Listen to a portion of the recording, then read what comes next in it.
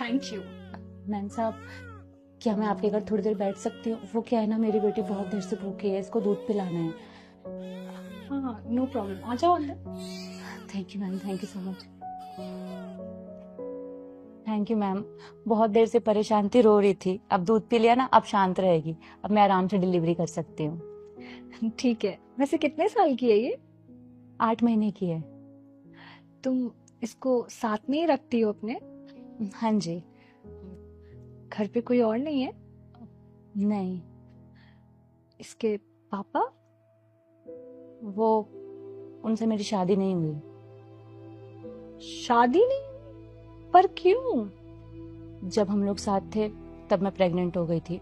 मैंने उसको बताया तो वो बहुत गुस्सा हुआ और बच्चे को अबॉर्ट करने के लिए कहा, लेकिन तब तक बहुत देर हो गई थी। हम डॉक्टर के पास भी गए, लेकिन डॉक्टर ने अबॉर्शन के लिए मना कर दिया। फिर उसने अपने घर वालों को बताया, लेकिन उसके घर वाले नहीं माने। उन्होंने कहा कि ऐसी लड़की से हम तेरी शादी नहीं करवा सकते, और उसके घर वालों ने उसकी शादी कहीं और करवा दी। उसने भी मेरे लिए स्टैंड नहीं लिया और मुझे अकेला छोड़ दिया। मैं चाहती तो मैं उसकी पुलिस कंप्लेंट भी करवा सकती थी, लेकिन मैंने ऐसा नहीं किया। मैं नहीं चाहती थी कि उसकी शादीशुदा जिंदगी खराब हो, क्योंकि वो मेरा पहला और आखिरी प्यार था।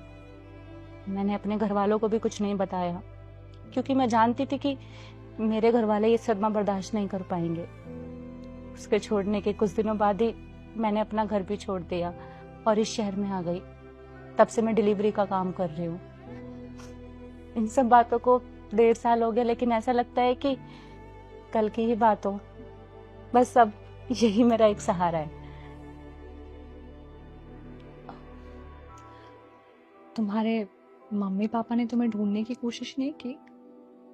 नहीं, जब मैं घर से आई थी मैं एक लेटर छोड़ के आई थी ताकि उनको मुझे भूलने में आसानी हो।